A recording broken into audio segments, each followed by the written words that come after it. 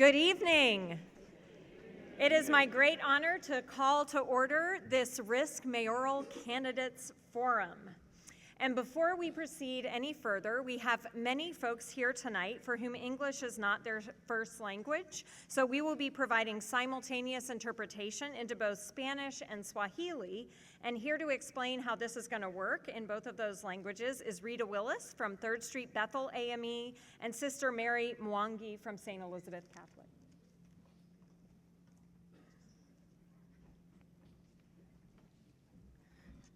Hola, buenas tardes. Mi nombre es Joan, yo soy la intérprete para español.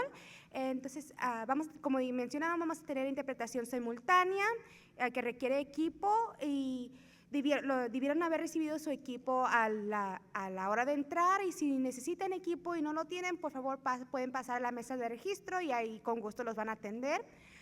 Nomás así para recordarles cómo usar el aparato, ya debería de estar encendido y programado el canal indicado. Si por alguna razón se le cambia de canal, puede ajustarlo al canal 1 con los botones que está cerca de la pantalla a mano izquierda, y si quieren cambiarle al volumen, estos son los botones que están a mano derecha. Si tienen alguna pregunta, por favor, con gusto pueden acercarse a la mesa de registro para que le ayuden. Y sí, nomás pedimos así que hablen lento, a un paso moderado y alto. Muchas gracias.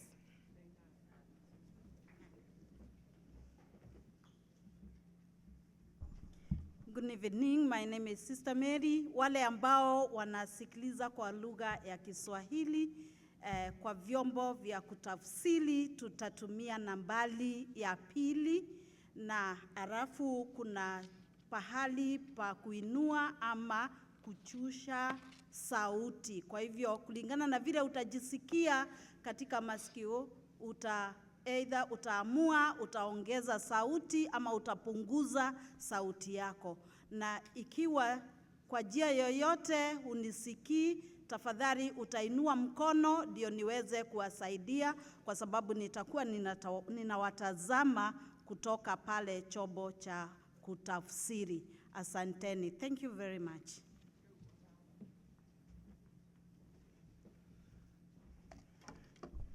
We want to say thank you to the ladies who have provided the instructions for our interpretation tonight.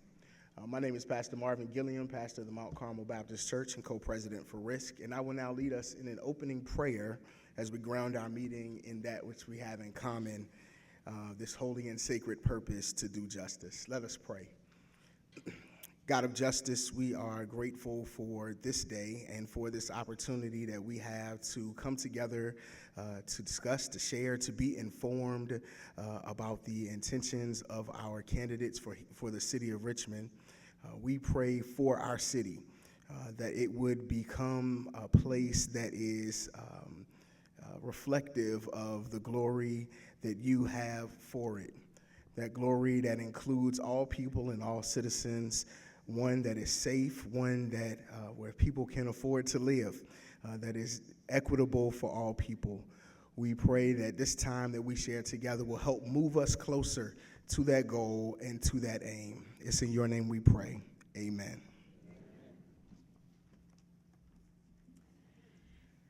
My name is Amy Starr Redwine. I'm pastor at First Presbyterian Church here in Richmond. I, along with Marvin, am the co-president of RISK, and it is my pleasure to welcome you not only to this Mayoral Candidates Forum, but to our first RISK event of our 2024-2025 RISK year. Now, for those who are current RISK members, our purpose tonight may be clear to you. But for folks here who are new to our gatherings, I'm going to take a brief moment to review who we are and how we approach this work. RISK stands for Richmonders Involved to Strengthen Our Community. We are an affiliate organization of the National DART Network. We're a growing group of congregations from across the metro area who are committed to doing justice because it is an integral part of our faith traditions. Micah 6:8 tells us that God requires us to do justice, love kindness, and walk humbly with God. As people of faith, we walk humbly through our worship services and Bible studies and prayer groups. We do mercy with food pantries and tutoring programs and prison ministries. But God calls us to do more. We are called like Moses, Nehemiah, and Amos, like Gandhi, Martin Luther King, Dorothy Day, and Fannie Lou Hamer. We are called to do justice. At Risk, we do this by listening to the people. We look for evidence-based solutions to community problems, and we hold our public officials accountable for implementing solutions.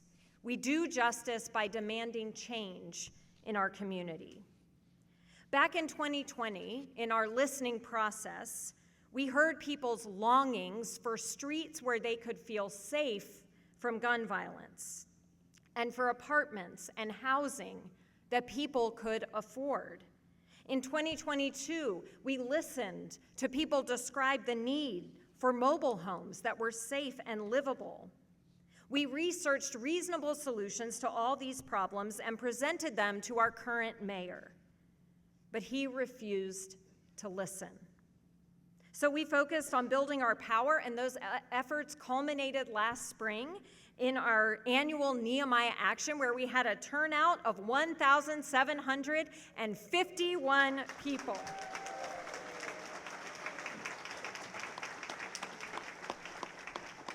This was not only a Risk record, it was the largest turnout this past spring of the 31 DART-affiliated organizations in the country, earning us the 2024 DART Nehemiah Cup.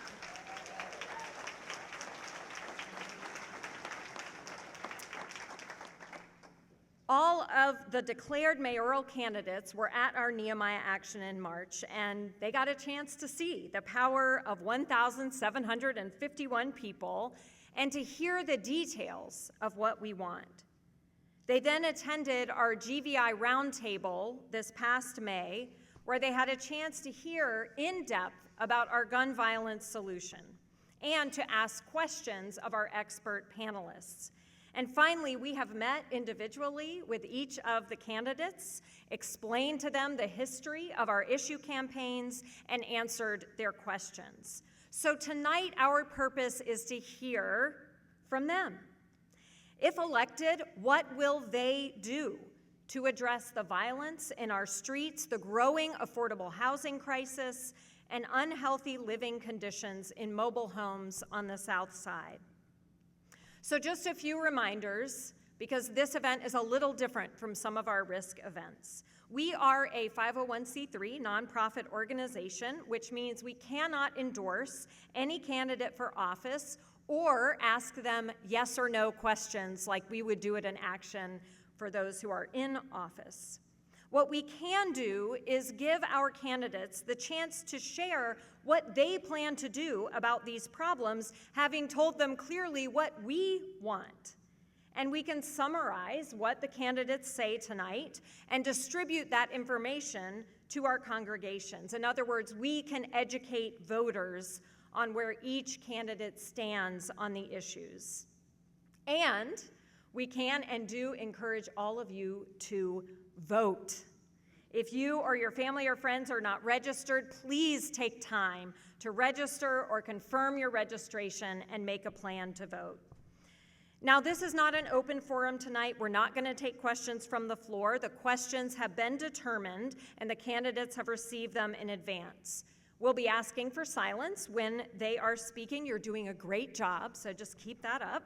But our floor team members in those bright yellow shirts will, you guys don't even need to raise your hands because you're so bright and beautiful, will remind us of the need to be silent if we need to. I'm not worried about that. So thank you for being here. Thank you all for being here. Thank you for this commitment to listen and learn and to do justice. As we say at Risk, justice demands risk.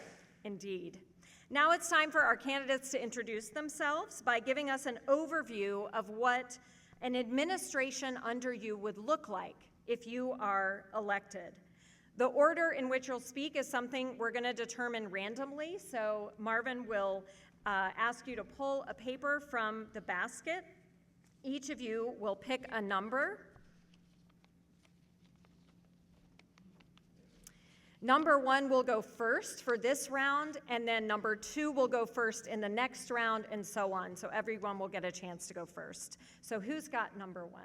All right, Mr. Rodet, you will go first, and each of you has 90 seconds. Ms. Brenda Hawkins is our timekeeper. She's seated right in front of you, and will give you a 30-second warning, and will let you know when you are out of time, when your mic will also stop working. So please keep to the time. Mr. Rodet. Hi, good evening, everyone.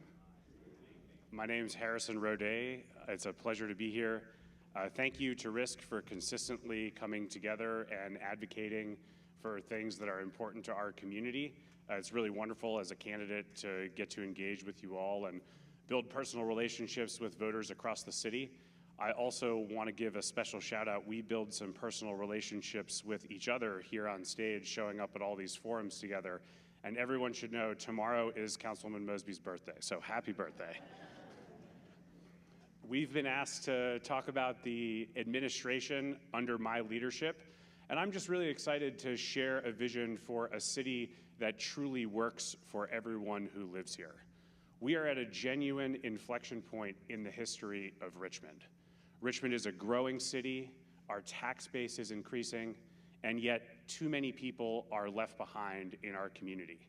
We have an opportunity to address that by working together to tackle the toughest challenges that we face as a community, be they access to affordable and safe housing, investing in our public school system, or ensuring our neighborhoods are safe and well invested in. You can expect from me an administration that is relentlessly can-do and positive, and also uncompromising in what we need to accomplish for our residents and the people who call Richmond home.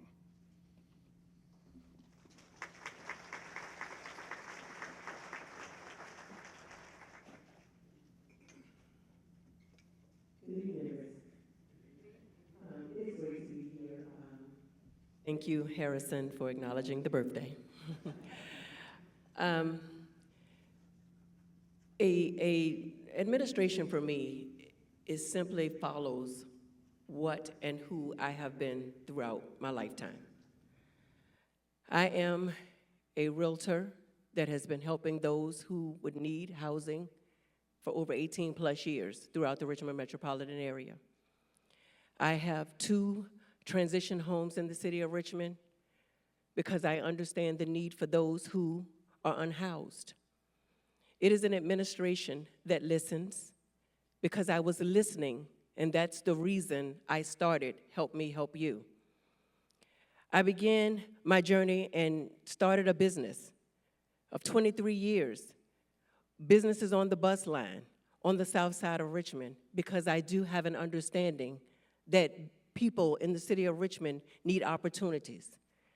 And so what you're going to see in an administration from Michelle is an administrative that is accountable to the people, that will be transparent, and that will execute and get things done. In my time on city council, I was able to get things done. And it was the things that the people of Richmond asked about: transportation, affordable housing, education. Those were the things that the people of Richmond asked about. And those were the things in my 4 years we were able to get accomplished. And so I thank you again for this moment in time, and I thank you for the push that you give.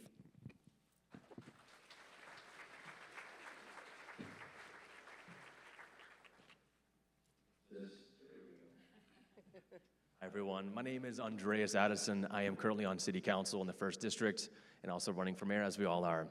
I was reading the Bible this morning, and I saw a verse in Proverbs 29:16, and it said, "When there is no vision, the people perish." And it hit me, because that's why I'm running for mayor. That's why I think everyone cares about change you want to see. That's why you've organized around the priorities you want to see. You want to have vision for what the change needs to be. And I think when I've worked in City Hall for the last 16 years, 8 as an employee and serving the last 8 on City Council, I've seen us not have a strong vision. I've seen us let go of the things we need to take a grasp of.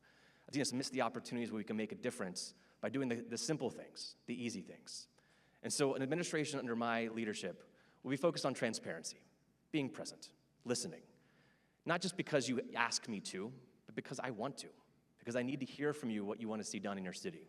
But more importantly, you want to see that administration under my leadership meets regularly, looks at performance metrics. If we're building housing, how many, for who, at what price point? If we're investing in neighborhoods to address these concerns around safety, we're putting in sidewalks, we're making streetlights, we're making it accessible for children to get to and from school safely. We're making sure those parents have access to good transit that's fare-free, because I fought for it, because I knew how important it would be to transcend our opportunities. As mayor, you will see an administration embrace these opportunities, but more importantly, listen to what you're telling us and engage with you on a quarterly, regular basis, that we're having conversations about the progress and what we need to do next. Thank you.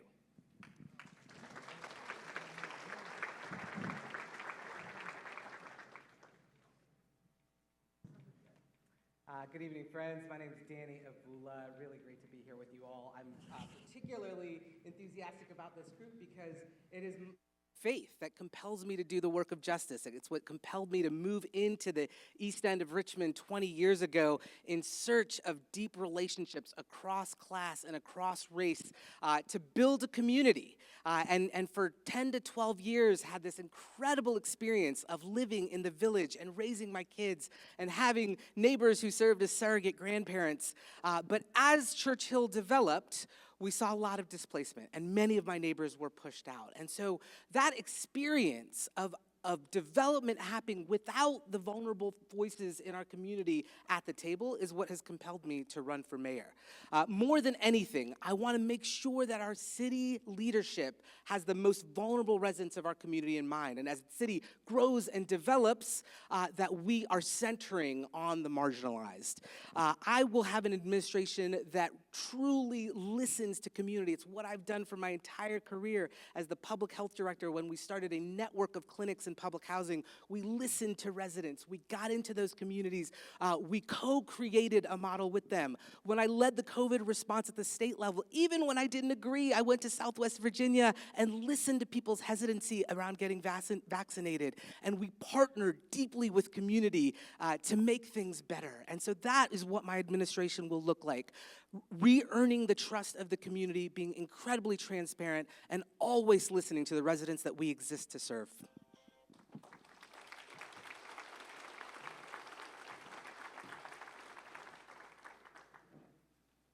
Good evening, RIS. Thank you for having us today. Thank you for staying committed to every single life in our community. And thank you for taking the risk. I'm Maurice Neblett. I'm homegrown. I'm born and raised in the city of Richmond.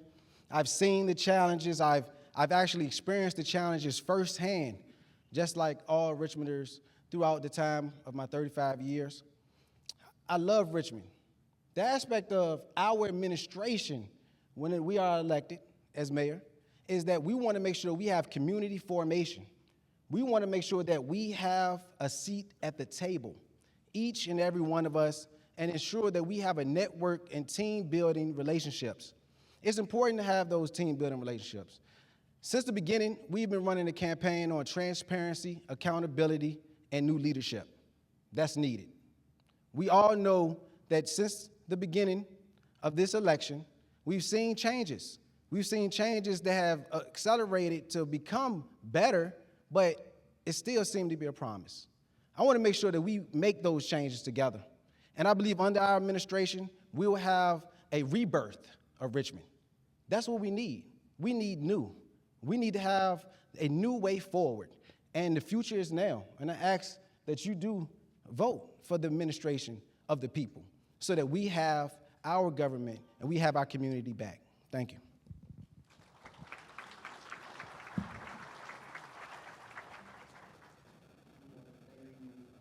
Thank you, candidates, for sharing in this opening section. Thank you, Reverend Star Redwine, for setting us up for our time together tonight. The first issue that we want to hear from you on tonight is the issue of gun violence. And candidates, you know the problem. You heard the testimonies from our people at our Nehemiah Action. You came to the TVI Roundtable in May, and you are residents of this city that we all love. We have a gun violence epidemic in this city, and we as Risk are sick and tired of it. We're sick and tired of our cries for action going ignored by our current city leadership. I want to share, as a former teacher not far from here at George Wythe High School, taught there for 12 years, and it's been so really challenging and disheartening for me to turn on the TV over the last few years and see so many of my former students who are now who were young adults, be killed in gun violence here in our city. Students like 21-year-old Raquise Green, who was killed just a couple of years ago here on the South Side. 25-year-old Vidal Smith, who was killed in Southside Plaza. And even just this past April, just a half mile from our church at Ashley Oak Apartments, there was a shootout that took the life of a 16-year-old young man, as well as injured many others, and re-traumatized an entire community. There are too many of us here in this room who have been personally impacted by this terrible problem. There are mothers and fathers, grandmothers and grandfathers who have lost sons, daughters, grandchildren.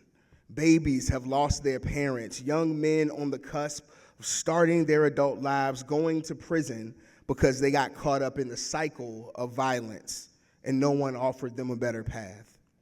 I know that we as pastors are tired of spending our weeks calling upon the mayor to do something about this problem and spending our weekends doing funerals for those who are needlessly losing their lives. This time we'll have Pastor Ralph Hodge to come and to share.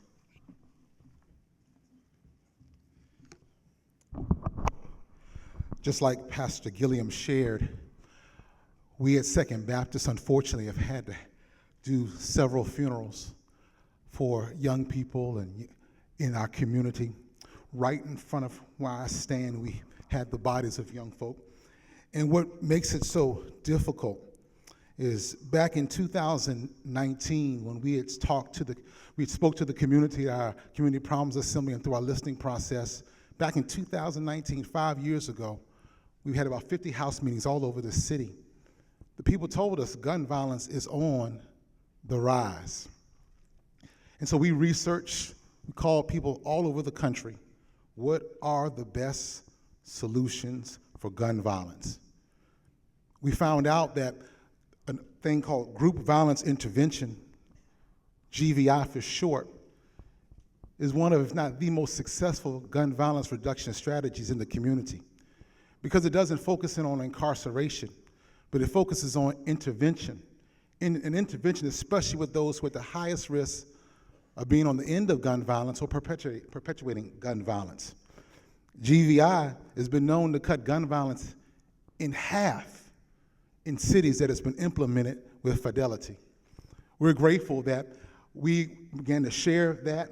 We shared it with our current mayor. We thought that surely he wanted to be the mayor that would be known for reducing gun violence in half. That year, we had 63 murders, and then the next year it went up to 91 murders, and then it went up again. But our mayor didn't act on it. He had his own plan, but his own plan didn't reduce gun violence. Real Life, an organization in our city, heard about our program, implemented it in Hopewell, and last year saw a reduction of gun violence, I think, of 40%. We know it works. Our mayor hasn't listened to us. And so we're now trying to influence the current group of mayoral candidates, because we can no longer sit back and watch people in our community be gunned down in our streets. Can we do that? No, and we're not trying to go back to that. We're trying to go forward with a safe community where you can live, eat, and play and be safe, and where everyone has a chance to enjoy long life. So as RISK, we're one of the largest organizations of people in our city that are concerned about justice, and we're looking for a mayor that listens. I'm gonna say it again. We're looking for a mayor that listens. We've been in this fight for the last 5 years, and we're still deeply concerned about what's going on in our community, and we want the gun violence to end. So what we're going to do tonight, we're going to hear from our candidates. We're going to give them each 3 minutes to share. They've already, we invited them to a gun violence roundtable a few months back where they were able to hear about group violence intervention and how it works, and they had an opportunity to get more and more information. So they've heard about it, they know about it. So they know that's what we want. We want to hear what they're thinking, we want to understand what their plans are, and so you're going to have 3 minutes, and let me give you the order. Mrs. Mosby, you're going to be number 1, Mr. Addison, number 2, Mr. Avula, number 3, Mr. Neblett, number 4, and Mr. Roday, number 5. Mrs. Mosby.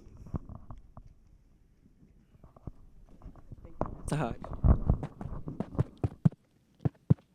There we go. So, gun violence is something that is dear to me. I have lost September 2019, 2 a.m. I got a call in the morning. The call said, it was my goddaughter screaming in the phone. And she said, Jacob has been shot. I immediately dropped the phone because I need you all to understand I have one daughter, but Jacob was like my son. Whatever I needed, Jacob was my person. My daughter moved to Texas 10 years ago. Jacob was my person. He would say, I'm on my way, Godmama. I'm on my way, Godmama. Jacob, I need this done. I'm on the way, Godmama. That was Jacob. So this is personal to me, gun violence. It's why I do what I do. It's why I am a part of working with our police department, because we've got to make sure that we have police. We're 180 officers down. That doesn't work. We need to have a police department that works. But it's also why I partner with partners in the city of Richmond. I'm not running for mayor and met real life. Real life and I have been partnering because it's what I do. I'm not running for mayor and met the Broken Men Foundation because it's what I do. I am connected to the partners in the city of Richmond so that we can deal with our gun violence issues because it's what I do. I am tired, I am hurt, I am bothered like every one of you out here that have lost someone, that has buried someone. And so we have to do something. So for me, GVI is a no-brainer. It's a no-brainer. I don't know why we haven't done it, but it's a no-brainer. What I know is it's not all to be all. And so we've got to make sure that we all see public safety as an issue. We've got to see something and say something. We've got to make sure that we're connecting with the partners, all of the partners, mentors. We've got to get our young people so that career tech education is a part of their world. We've got to change what the trajectory of our young people look like. And I am committed to that. I'm running for mayor because we need someone that understands it but can get things done. And I am that person that can move the needle as it relates to gun violence in our city. Thank you.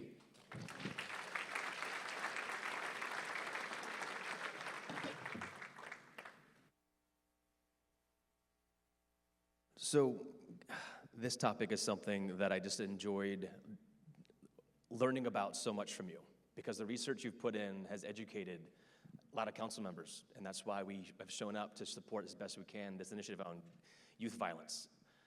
But it really came to a head on Friday. I did a ride-along with RPD, Sector 211, just a little over there to the east of here. And the officer showed me a lot of what happens on a day-to-day basis. And he showed me how he's in the community. He's out of his car.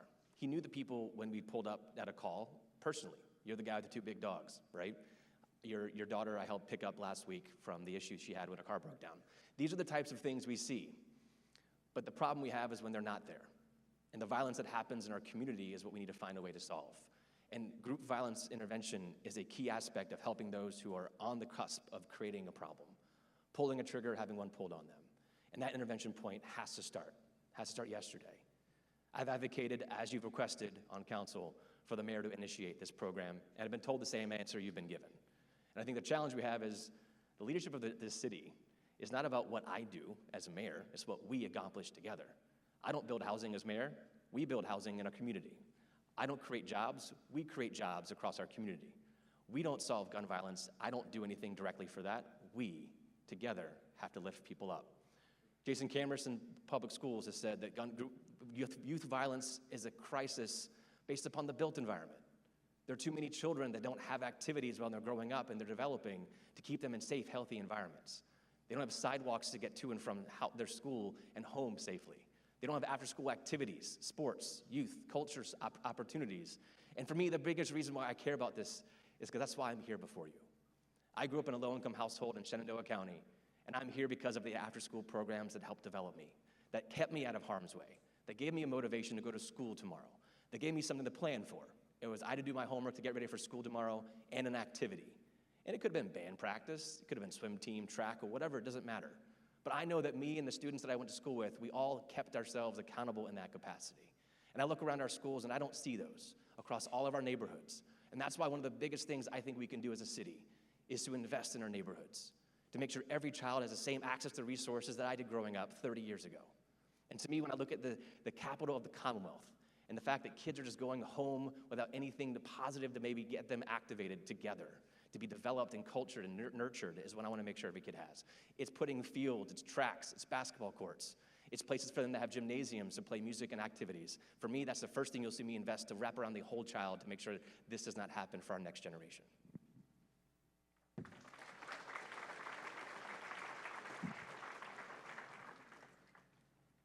She was also deeply personal for me and my family. We moved into the East End 20 years ago, and at the time it was a very different East End. You know, every other house was boarded up. Sadly, every other week I'd get asked the question, are you a cop? Because that was the only plausible reason that I would be living in that neighborhood. And as we raised kids in that neighborhood, you know, my kids learned quickly the difference between the sound of a firecracker and the sound of a gunshot. That was part of our lived reality. There was one evening where we had a shooting in our house. The houses on either side of our house, one vehicle took bullets, the other bullets entered in through the front window. And so that lived experience of living in a community where gun violence was a reality, of my wife teaching at Chimborazo and having students lose siblings and lose parents to senseless gun violence, this has fueled my passion for justice. It has fueled the work that I do as a public health director. This is clearly a public health crisis. And so when I was the public health director of the city, we ensured that we hired somebody to do the work of gun violence, convening, programming, and developing interventions.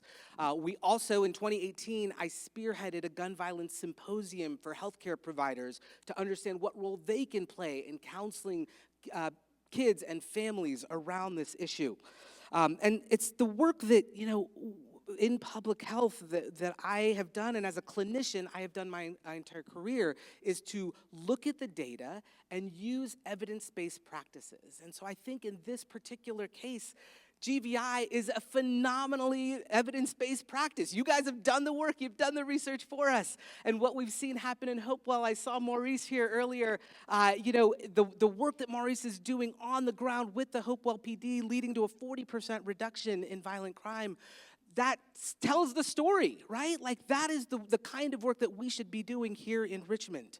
And so I think the call to follow the data, use evidence-based practice, partner with the community who has, you know, gratefully done the work for us, I think really makes a ton of sense.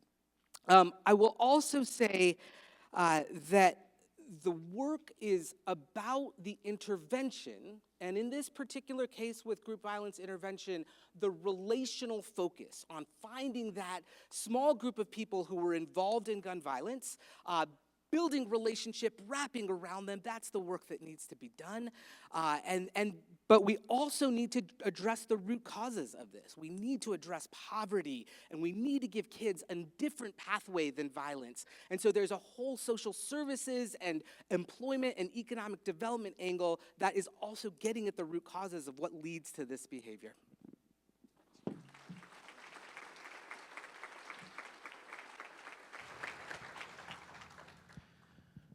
Gun violence is a harsh reality that I've witnessed with family members passing, friends, neighbors, living throughout the city of Richmond.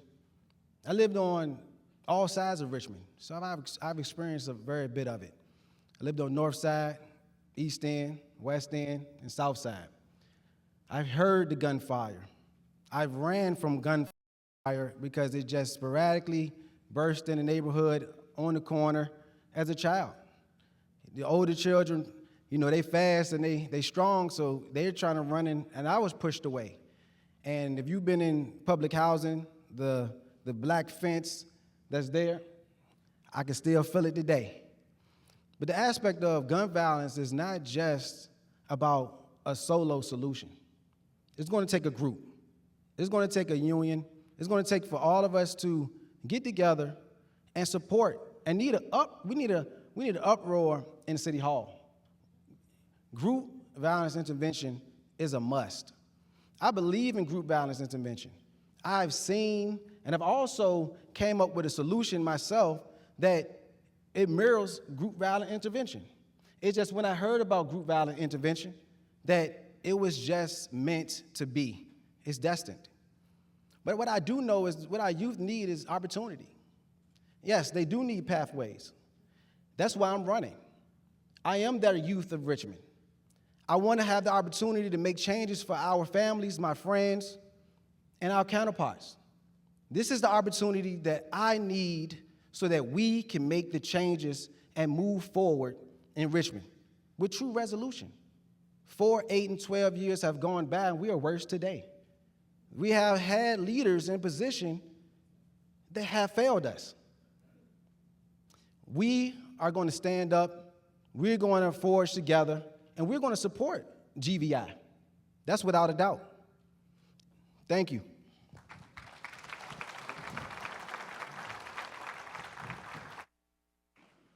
I think we're all familiar with the very tragic problem that's been discussed here and been discussed at these gatherings in the past. And it's staggering to read national statistics that show that more kids today are killed in acts of gun violence than are in car crashes. That is the shocking place that we have arrived at. So we understand the issue. I think we're looking for some clear solutions. Here are the solutions that I offer at the state and local level that I will do as your mayor. The first is I will advocate at the state level for common sense gun control laws.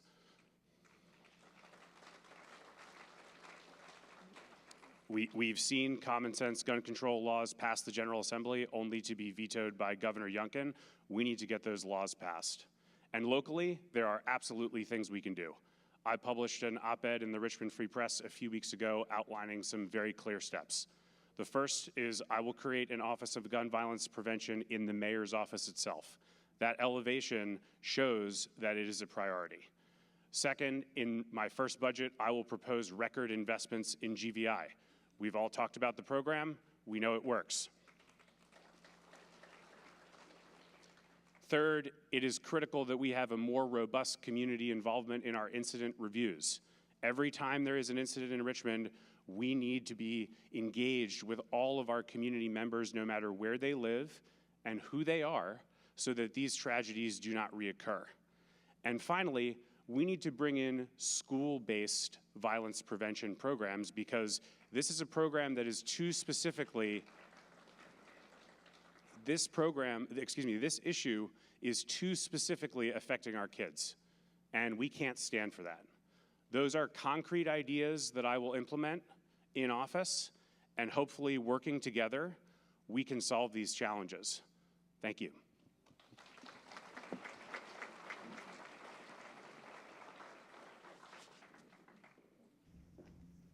Thank you, candidates. I will now invite forward Beverly Ross, Paulina Chavez, Autumn Fair, Reverend Derek Starr Redwine, and other members of our Affordable and Healthy Homes Steering Committee for that portion of our agenda.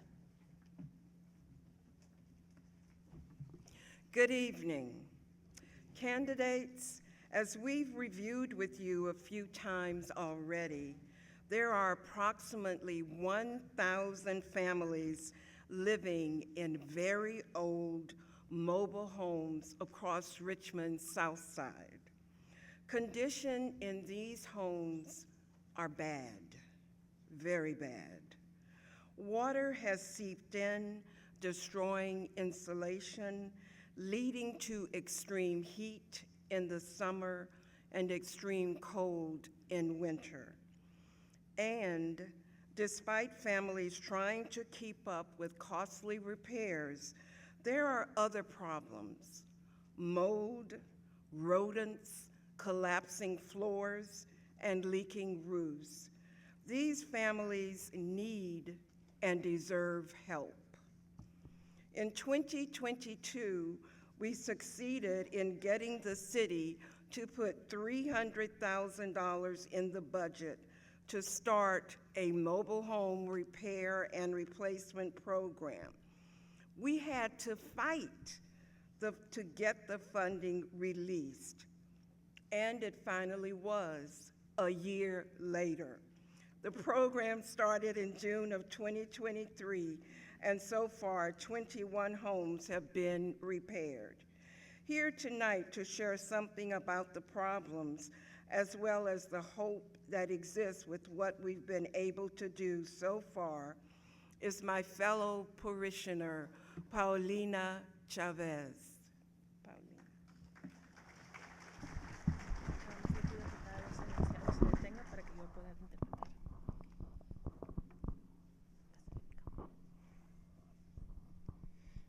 Muy buenas tardes a todos. Estoy bien agradecida de estar aquí a frente de todos ustedes. Good evening, everyone. I'm very excited to be able to be here and learn from you all. Y estoy bien agradecida con el programa de RIS porque nosotros sufrimos mucho con la traila antes. And I'm very thankful that RISC has included us because we suffer a lot in our mobile homes. Así como pueden ver el foto que está pasando ahí, y nosotros así estuvimos viviendo a la traila, pero gracias al programa de RIS, ahorita pueden ver el foto ahí que cómo se quedaron la traila después. As you all can see in the picture here, we were living under these conditions, but thanks to the RISC program, we were able to alleviate these conditions. Y también estoy agradecida también con los Calder porque ellos estuvieron trabajando duro por nosotros y tengo fe que el próximo Calder que Dios va a promover su corazón a trabajar duro por más gente porque hay bastante gente que está necesitado así como nosotros. And I'm very thankful, and I hope that the mayor candidates will find it in their hearts to be able to help us. Yo sé que no es fácil para los Calder también, pero nosotros también necesitamos mucho apoyo de ellos, así que estamos bien agradecidos con Dios. El próximo alcalde, yo sé que él va a trabajar duro por más los niños que están pasando esa situación ahorita. I know it's not easy, but I know that the candidates will take us into account, and I know that God will bless their way so that children don't have to live in these conditions anymore. Muchísimas gracias con su tiempo y estoy bien agradecida con el programa de RIS y los CALDE también porque ellos están trabajando duro por nosotros.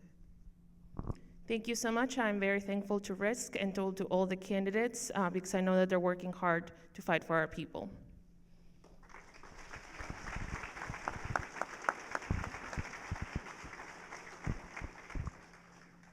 Thank you, Paulina. We stand before you with a similar message around our affordable housing campaign. There is hope, and there is still much to do. Risk recognized over a decade ago that Richmond was in an affordable housing crisis. Experts told us then we needed $10 million annually to provide the gap financing needed to stimulate development of thousands more units. We were able to get the city to start funding the Affordable Housing Trust Fund, but only to the tune of $1 million per year. So in 2020, we decided to take up our efforts again around affordable housing. We wanted two things: at least $10 million annually from a dedicated stream of funding, and at least half of the money in the trust fund being used to create units for the households most in need of affordable housing, which are the households earning the least amount of money. 1 year later, we thought we had won the first part. Our mayor put forward an ordinance creating the dedicated stream of funding, and that will show up on the slide. Slides do this to me. There it is. It was projected to grow to an annual allocation of $17 million by 2033. But nearly 2 years later, after changing their story several times about why they hadn't followed the ordinance yet and transferred the money, we learned that the mayor and his administration had backtracked and decided they just wouldn't follow the ordinance. Nothing had actually happened as a change, and the law was not done away with. It is still on the books, but they have just not followed it.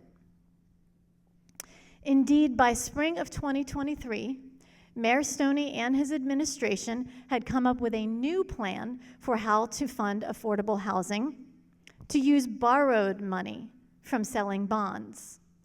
The plan was to sell $10 million in bonds for 5 years in order to get $50 million.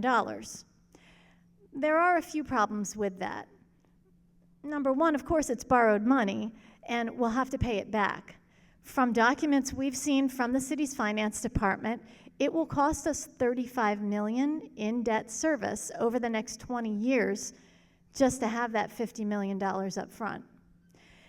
And the original ordinance, if the city administration would just follow it, would result in a cumulative total of $117 million by 2033.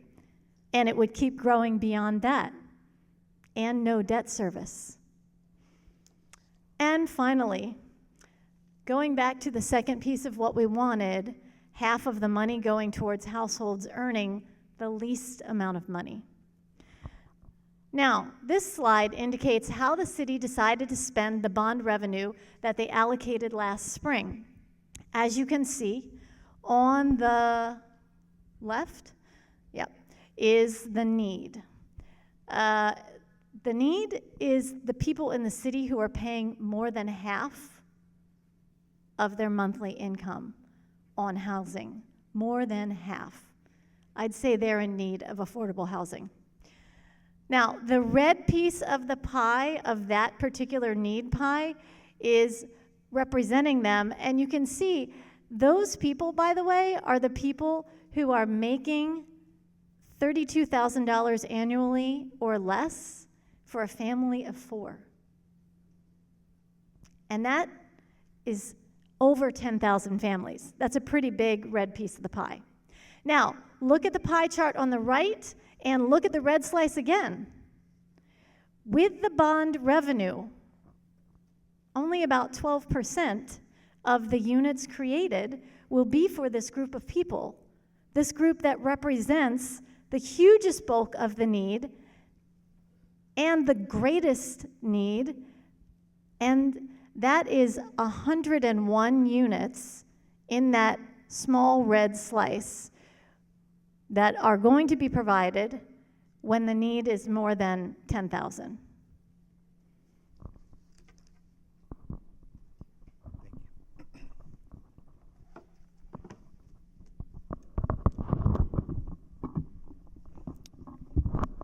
I'm just going to hold this.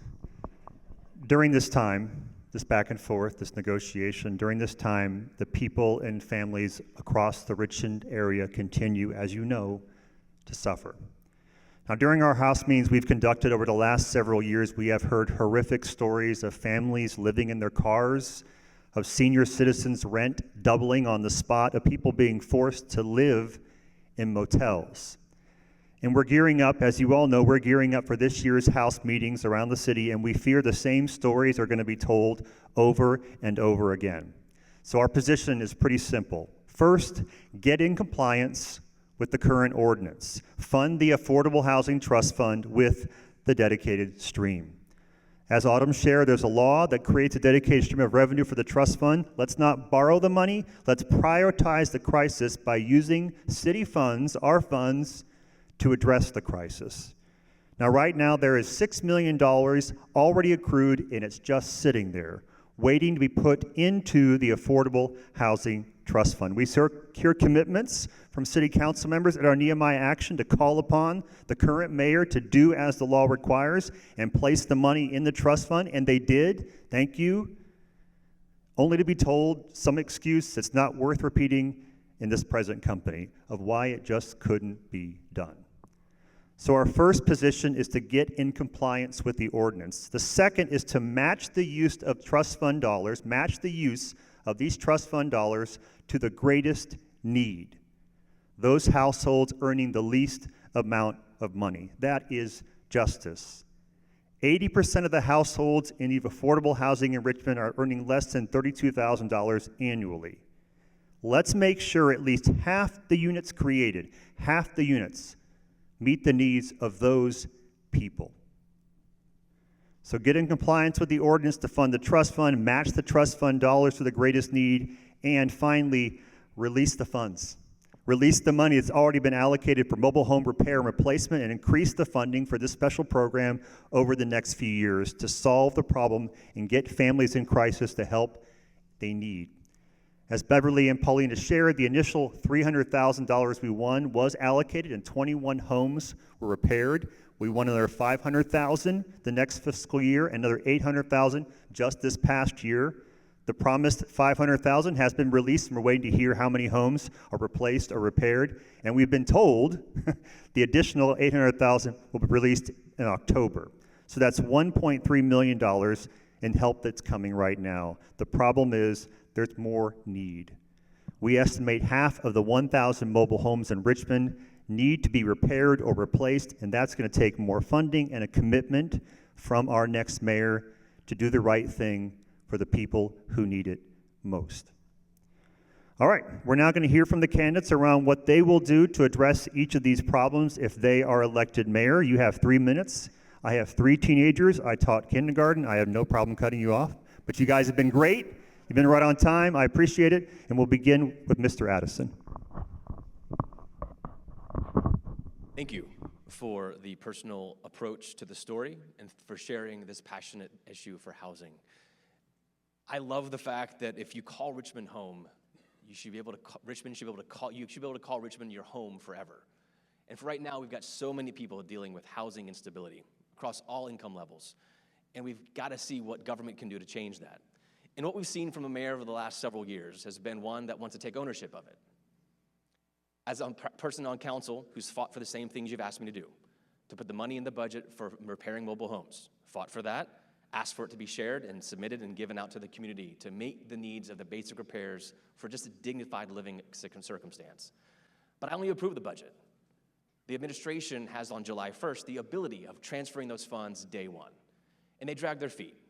I can't force them to train the money to give it to where they need to go to, and it's frustrating because I know the longer it waits, the longer that person sits there. We talk about a housing bond, the $50 million housing bond.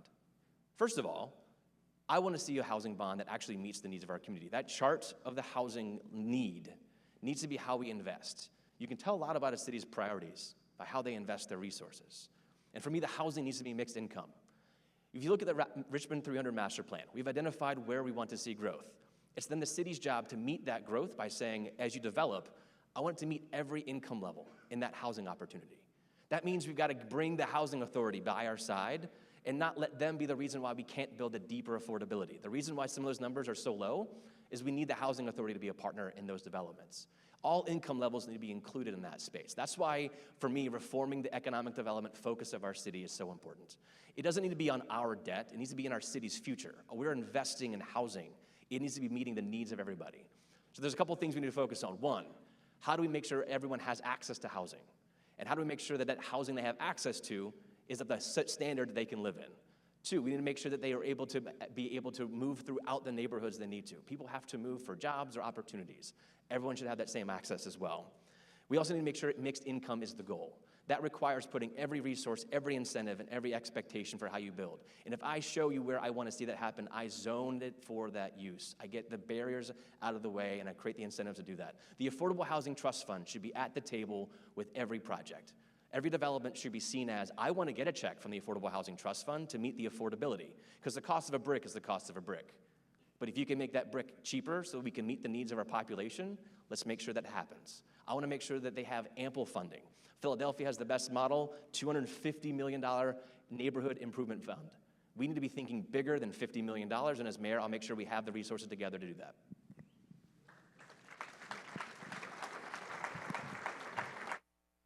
Well, the first thing I would do as mayor is make sure that I and my administration are out in communities hearing the stories of real people. It was so powerful to hear you share your experience, Ms. Chavez, and that those stories like hers make this a real issue for our city. Sometimes in a bureaucracy, you're just too far from the problem, and you need to be connected to community to then pull the trigger on policies that will actually affect change in communities. I think that, hearing the presentation, clearly we just need to invest in the Affordable Housing Trust Fund, not only because it's the right thing to do, but because our fine friends on City Council actually made it law, and we need to do the law. So I think that is a clear directive to me coming into a role like this. I actually think there's a huge opportunity to expand investment in the Affordable Housing Trust Fund and the Maggie Walker Community Land Trust, right? Those are two of the best tools that we have. I think the Community Land Trust in particular actually allows the city to steward land and gain control of land, and that's really important because it's the land that the city owns where we have the greatest opportunity to pull some of these levers and to prioritize a level of affordability that we need. I also think with privately owned land, we can use policies like a tax abatement. We could work with a developer and say, hey, if you're building a 50-unit apartment building, make 10 of those units affordable at 80% AMI, let's say, and we'll give you a tax abatement on that. But we also clearly need to address the 40% and below. And one of the things that's happening right now is the expiration of the historical tax abatement. So we're gonna see more money coming in from that expiring tax abatement. We're projected to see about $17 million a year by 2033. Let's make sure that money is going right back into housing for our 30% and below community. We also need to really work on the production system, right? So a lot of, when I sat with a round table of affordable housers about a month ago, one of the things I heard is that getting permits, working with City Hall, getting through their processes is so challenging. We would love to build more affordable housing, but we just can't given the current capacity and system issues. I'll tell a quick story. When I was Commissioner of Social Services, one of the challenges that we faced was getting background investigations out on time. I rolled up my sleeves, got in with the team, mapped out the entire process end to end, discovered that we needed 20 more people, we needed a new IT system, and we needed to cut steps out of that process. We did that, and we went from an 8-week turnaround down to 5 days in just 6 months. That's the kind of process work that needs to happen in City Hall for us to be a better partner to the affordable housing development community. Thank you.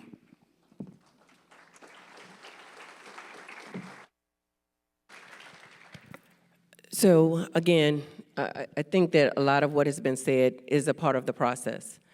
Number one, it's understanding that a lot of the policy has been put in place. As a former council representative, many of the things that we're having the discussion about as it relates to the rebate and making sure that our developer partners have the rebate option put in place. It's time to execute. so that we can continue to do the great work. Affordable Housing Trust Fund was put in fruition during my time on council. The 9th District was the first to use the Affordable Housing Trust Fund. We built 42 and 3-bedroom townhomes in the south side of Richmond in the 9th District. Now, what we're seeing is that there are moments in time where the mayor has made some shifts, and so we've got to make sure that across the board, policies are working for us, the policies that are put in place. I don't believe we have to come in initiating a whole lot of different policies. I don't. I believe that they're there. I believe that they're on the books, and they need leadership that will make them come into fruition for the people of Richmond. Again, it's walking in the door, critical leadership hiring. It's making sure that our mission, our vision, and our values are working in tandem with our priorities, the priorities that we set that say housing affordability is a real reality, and it's putting those policies in place so that they work. Currently, the Affordable Housing Trust Fund is not working correctly because it has a component that works with another partner where you have to borrow dollars in order for it to work. Again, the policies are there, they're just not being followed correctly. You need leadership that is proven. We have seen the movie of everybody that can tell you what they can do. Don't let this be a sequel for our city. I have 4 years of showing the city of Richmond that Affordable Housing Trust Fund came into fruition and it was executed. There is 4 years of showing that we can work to make sure that gun violence and the other things are all intertwined in housing issues, that someone has been able to do the work in 4 years. You need a mayor that can execute. When we talk about state and federal partners, they want to see a city that can work together. That's what they want to see, so that they can come in and do their part. I am the candidate that has more General Assembly and senators on the team than any candidate up here, because they understand that I can get our city council, our school board, and our administration to work together so that we can get affordable housing to do what we needed to do and house the people in our city. Thank you so much.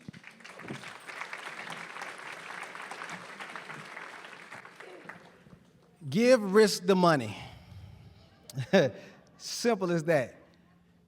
As a community organizer, I've witnessed and I try to help individuals in the community, not population specific, feeding and trying to help families.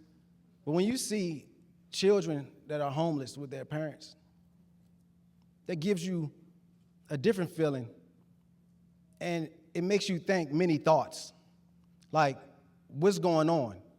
What can I do? Why are they going through this? Risk has put this on the table. Thank you, Risk. This is not anything that's oblivious to any of us. The issue is that $1 million in the unaffordable trust fund is a problem. And it's unaffordable. It's not going to work. We have to commit to investing into this trust fund, not utilizing bonds. As if anyone knows about the candidates, I haven't, accepted funds from big corporate interests and developers, because owing can cost you in the long run. And we need to take our chances, and we need to ensure that we are going to take the steps forward and figuring it out. I can't wait to work with the finance department and the personnel so we can come up with innovative ways to pull and have this budget set that includes $100 million, because we need $100 million, because the correlation of years going by, it increased the displacement number. We need over 5,000 units or housing spaces for individuals, let alone the repairs, Ms. Chavez. It all comes to the moment where we need to reevaluate the policies we have in place. We need to amend those that are needed. And even the trust fund options, with the Mega L. Walker Trust Fund, we need to look and see, well, this is what's there. How can we make it work for the community? And why haven't it been offered up to this point to make an adjustment for true affordable housing? it takes prioritization. The money is being spent. I like to make it simple. And the simple notion is, if we put the money towards what really matters, we wouldn't be having this conversation. Thank you.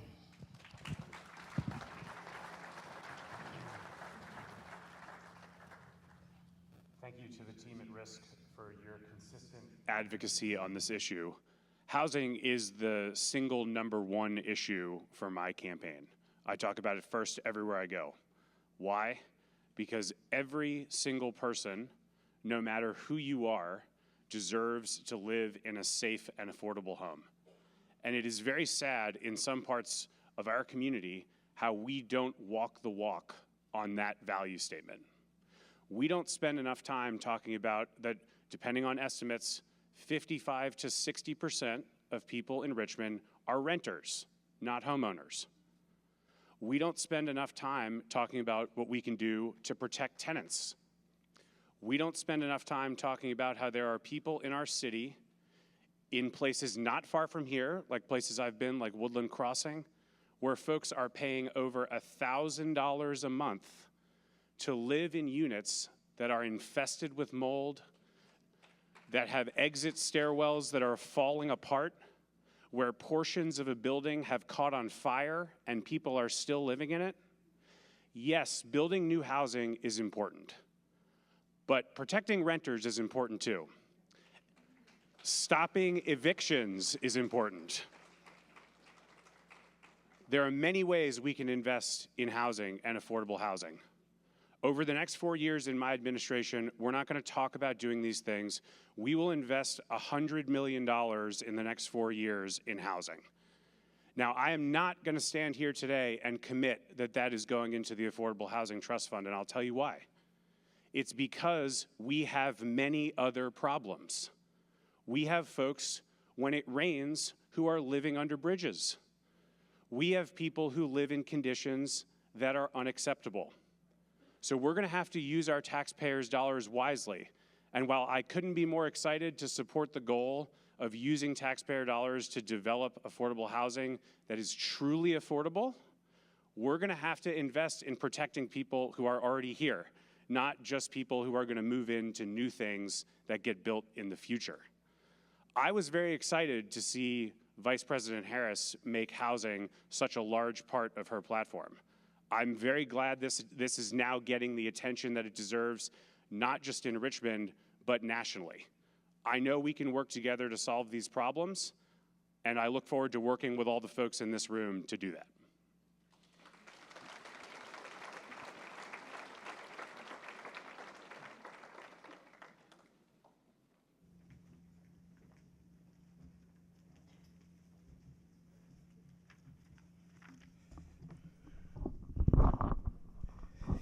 Thank you, candidates, for your responses and for sharing your heart around gun violence and affordable housing and healthy homes here in our city.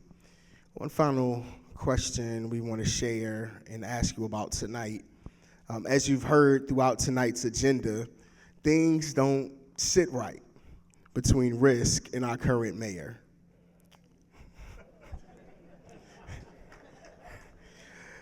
For over 4 years, we have cried out to him and pleaded with him as our publicly elected servant leader to do as his community asks and to address these terrible problems. We've heard tonight from you, our candidates, what you would do if you were elected and how you would address each of these pressing and terrible problems. But now we want to hear from you tonight about what you would do when it comes to listening and engaging with Risk. So how are things now between Risk and the mayor? Well, we've been ignored. We've been called bullies. We've been publicly disparaged. We've been told we are disrespectful and that we have a reputation problem. Candidates, to be frank, this is all par for the course when you are a group like we are. When you organize to bring large numbers of people together and speak truth to power.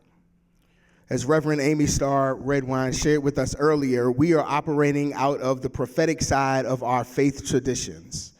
We are doing justice, the justice piece that we believe our faith traditions compel us to do. And with that, there will be tension. We believe that it is a healthy tension, a necessary tension, and a tension that we do not actually create. Indeed, the words of the Reverend Dr. Martin Luther King Jr. from his letter from a Birmingham jail attest to this. He says in a portion of that letter, actually, we who engage in nonviolent direct action are not the creators of tension. We merely bring to the surface the hidden tension that is already alive. We bring it out in the open where it can be seen and dealt with. Like a boil that can never be cured so long as it is covered up, but must be opened with all of its ugliness to the natural medicines of air and light. Injustice must be exposed with all the tension and its exposure creates to the light of the human conscience, to the air and the natural opinion before it can be cured. That is what we do as RISC. We stand on the shoulders of many justice warriors who have gone before us, and we seek to hold our political and economic systems accountable to justice and fairness in our community. There will be tension. It will be uncomfortable at times. But laying awake at night and wondering how you will manage to pay rent, to keep a roof over your kids' heads, that's more than uncomfortable. Opening the door to a police officer who informs you that your child is gone. It's not only tense, it's horrific. We as RISC commit to suffer the tension, to suffer the discomfort, so that something can be done about this real discomfort, this real tension, and we ask our elected officials to do the same. So this is what frames our expectations. Just the basic understanding that as mayor, your job is to do your job.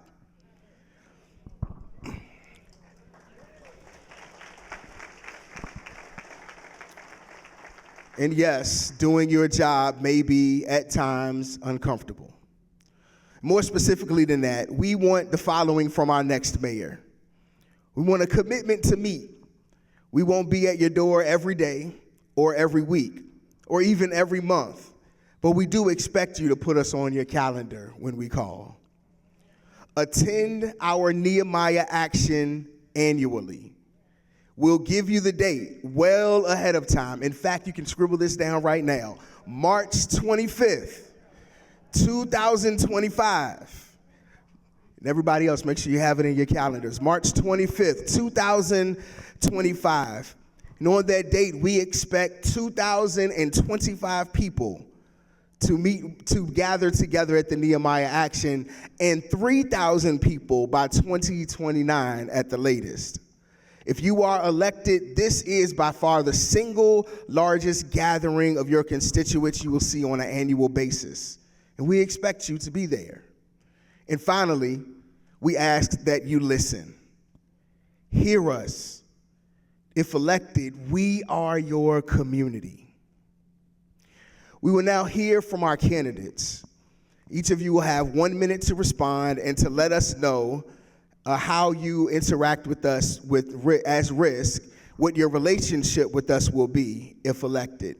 Once again, our timekeeper, Ms. Brenda Hawkins, who is seated right here, doing a great job tonight. She will give you a 30-second warning, and she will let you know when you are out of time as well. Please be sure to keep to the time allotted. We'll begin with Dr. Avula, and then move to Mr. Neblett, then to Mr. Roday, then to Mrs. Mosby, and finally to Mr. Addison.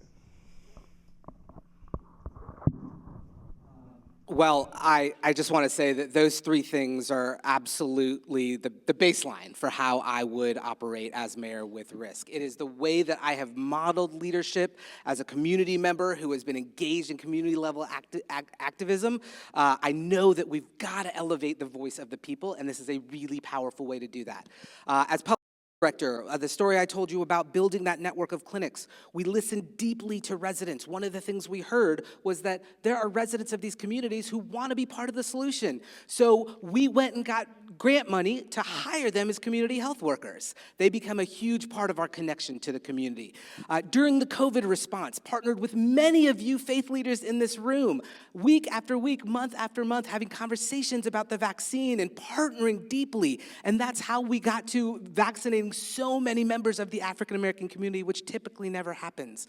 What I've learned as a leader in organizations is that we must listen to the community that we serve. And I think some of what you've spoken to is in part a culture issue and an identity issue. We've got to get real about the fact that city government exists to serve the people of Richmond.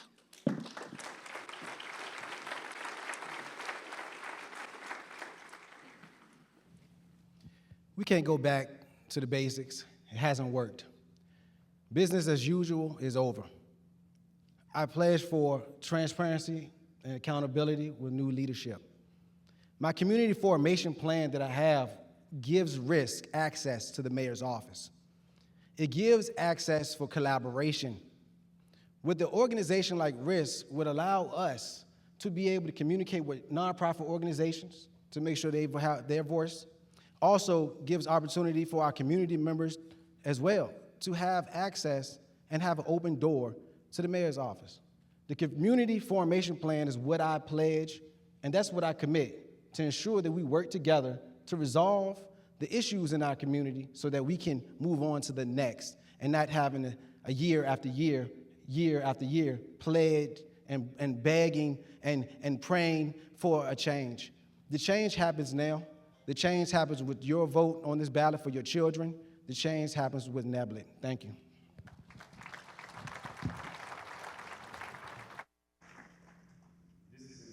And to make, so I'm really excited to say yes. I think if you want to know what kind of a person a leader is going to be, you can spend some time looking at who their role models are. And I started my career working with President Obama and working for Senator Kaine. And what do those leaders show us in public service? They show that it's not people that serve leaders. It's leaders that serve people.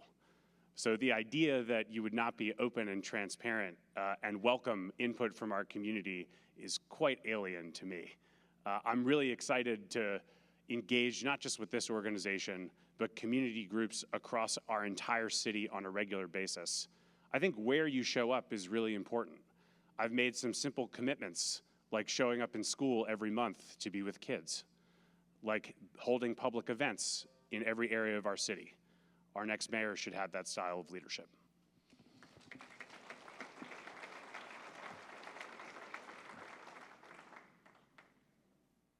Members, I will continue to do what I've always done.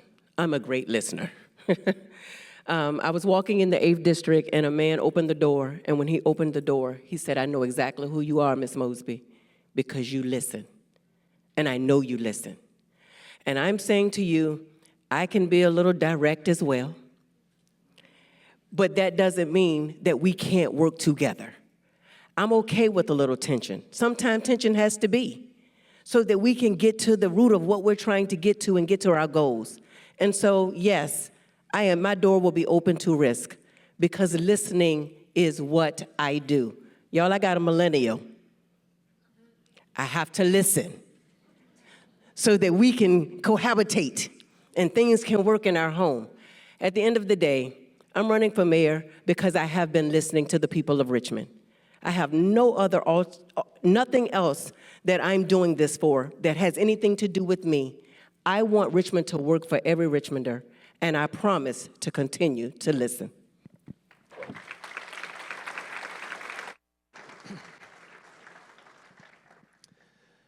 You know, as mayor, I think one of the biggest things you can see from leadership is not only that we show up, but that we invite you to be part of the conversation. You know, I don't want it to be that only because it's the budget session that you want to be heard. I want to be, we're talking every 3 months. What's the status? How are we doing? Because everything you asked us to do tonight is about 3 of the biggest priorities we have. Not just housing, but how do people keep housing and maintain it in the right standard? And how do we make sure people can age in place and not lose their home as their neighborhood grows around them? And for me, it's also about workforce and creating pathways for kids to see a career in their future, to give them something other than going into crime or finding other alternatives, keeping them occupied in development skills. And lastly, we got to invest in the neighborhoods so that they are safe and that we keep them together. These are the three things that we all talked about tonight for the solutions, but more importantly, are things we need to talk about every couple months together. I will not only show up to your meetings, but we'll invite you to the ones we have and talk about the progress, what we're doing and what's next. Because the mayor's job is to have vision, but it's together that we're able to achieve that. And as mayor, it's my job to bring us together to make sure that we understand what's going on and what we can do next. Thank you all.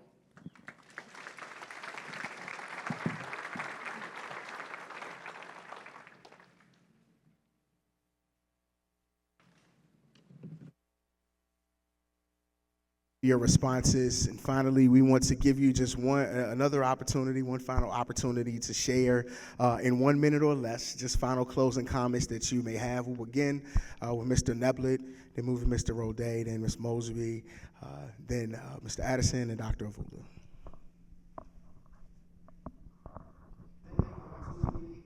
For that all of you are involved with this organization. I look forward to working with RISC and also foraging for our community committee meetings as well along the way for the community formation plan. But the thing is, I want you to keep in mind, the way our things have been going over the years and there hasn't been any change, does it constitute for new leadership? If you say it does, I need you to vote in that ballot for Neblett, for your voice, for the opportunity for access. I want you to keep in mind that I've made sacrifices. I've denied funds, only accept funds from individuals with a shared vision for the people. There's no longer, and it shouldn't be any longer, where corporate interests run our city. The people's interests should be first. Thank you.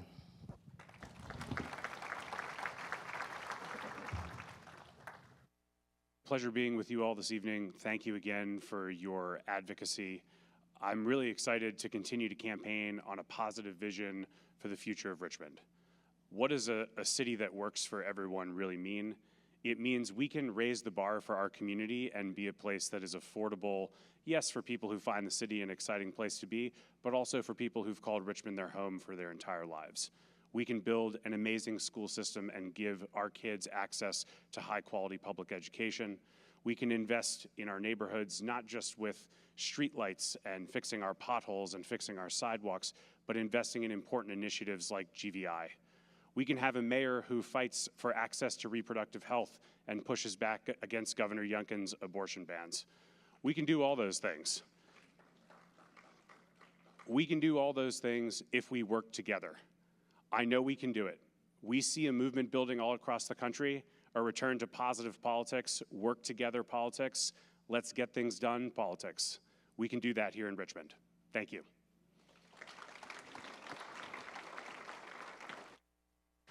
Thank you, RISC, for this moment in time to stand before you. At the end of the day, I'm running for mayor because I believe that our city can have the best in housing solutions for our people if we work together to make those things a real reality. I believe that gun violence can be under control, where our young people have more of a positive than the negative that they are experiencing outside. And it takes leadership to get into our communities and rebuild our village. I am running for mayor because I want to see a city that is working for all of us. And so I am hoping on September 20th that you will get out and vote. You'll tell your friends to get out and vote. Again, we've seen what new looks like. We had a new that came in 2020. 2016, I'm saying to you, a homegrown person from the city of Richmond that has been on city council, that has been able to get real things done in 4 years, is asking for your vote so that we can take our city to the next level in our city services. Thank you so much.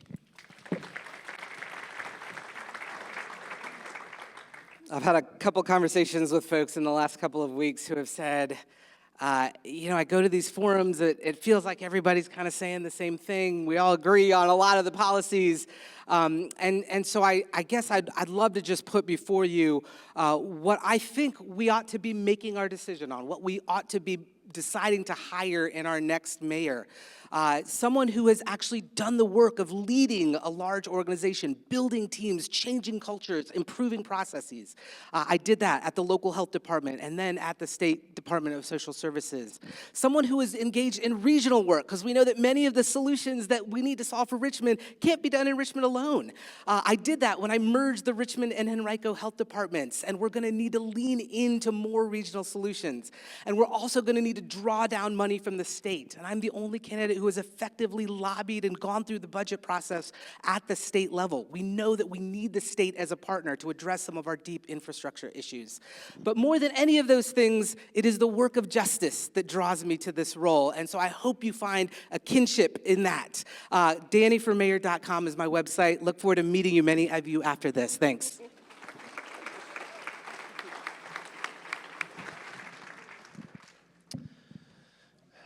So I grew up in Shenandoah County, and my stepdad was a maintenance worker, and my mom worked when she could.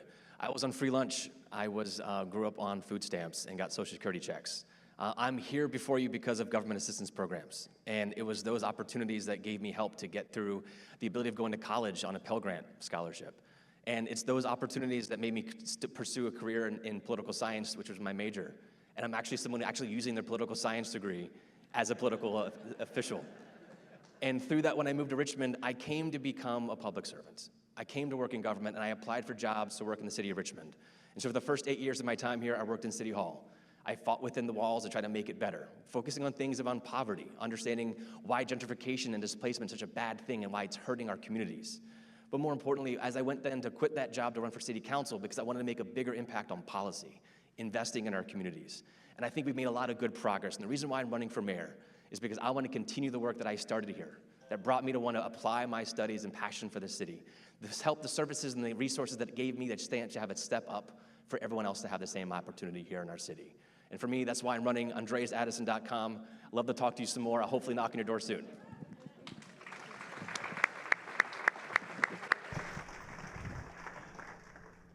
Riss, we want to thank our candidates for coming tonight. We also have Real Life in the house. I'm going to ask Real Life to stand, one of our organizations that are working in the community. God bless you. We appreciate you. Thank you for all that you do.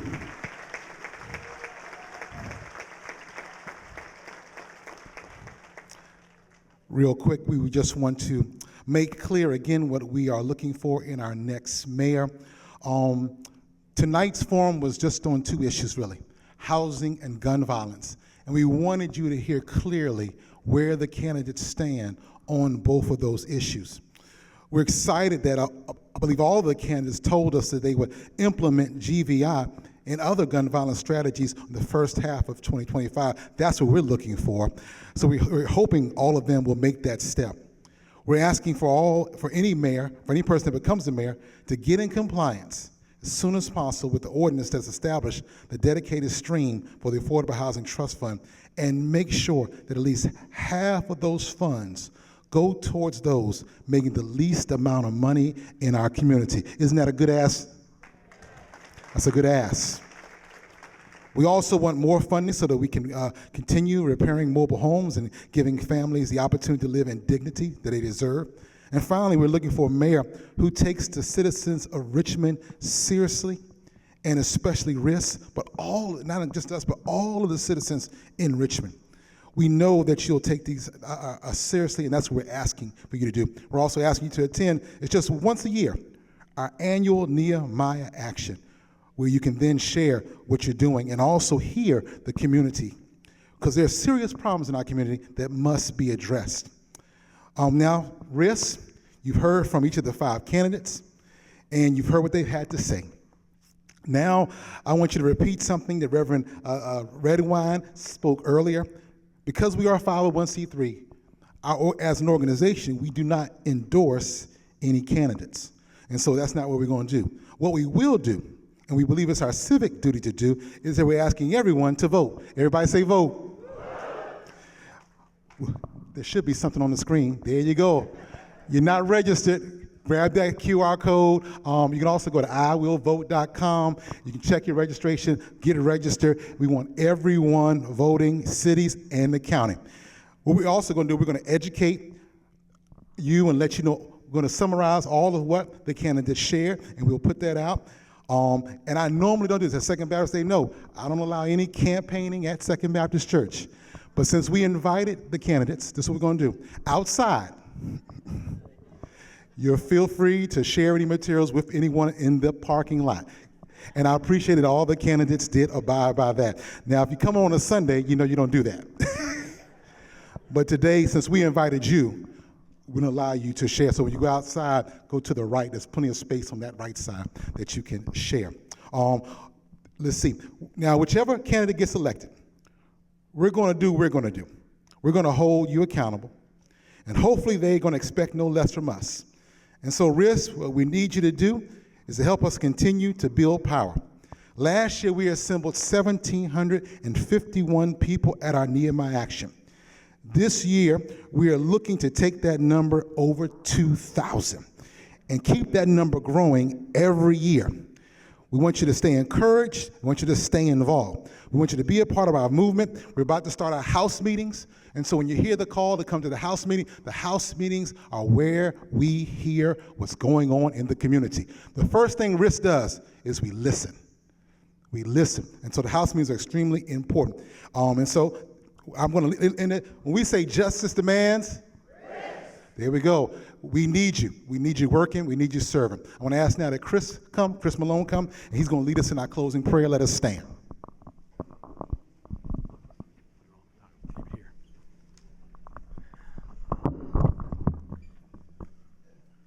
Good evening. We're here tonight because we put God first, right? What do? We put who first?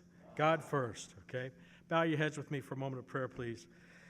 Lord God, creator of all that we do know to be good, we thank you and we praise you for the opportunity given to gather here this evening, for the hope you give all of us in this moment, and the vision we share of a more just and more compassionate and more safe future for all the citizens of Richmond. We thank you tonight for the candidates who have come before us to share their vision of a better Richmond. As the upcoming election for leaders of our city approaches, we seek now the ability to better understand the issues and concerns that confront our neighbors and how your vision for justice for all compels us to respond as persons of faith who stand before, as we prepare to exercise our votes this fall. We pray now for those who stand before us as candidates for mayor of our city. Grant them, we pray, eyes that are free from blindness, so that they might see all as brothers and sisters, one and equal in dignity. Grant them hearts that ache for those who suffer from abuse, violence, discrimination, deceit, or poverty. Grant them ears that will hear the cries of our children, our elders, and any who feel lost, forgotten, or abandoned in our city. And grant them courage to work to secure safe and affordable housing and to end the scourge of gun violence in our city. Most of all tonight, we ask you, Lord, to grant all of Richmond's citizens the wisdom to choose leaders who will bring us closer to accomplishing the great hope that our city should become a holy community and a city of blessings for all. As we depart this evening, the night now falls in upon us, we pray for discernment so that we may together choose leaders who will take up the mantle of justice, persons who will live in your love, persons who will follow in the ways of your truth and lead us together to accomplish in this season and in this time your dream for justice, for peace, for safety and dignity for our citizens and for our city and all of its citizens. In your name we pray, and let the people say, amen. You are dismissed. If you want to talk to the candidates, I'm going to ask that they make their way to the outside front. You may talk to them on the outside.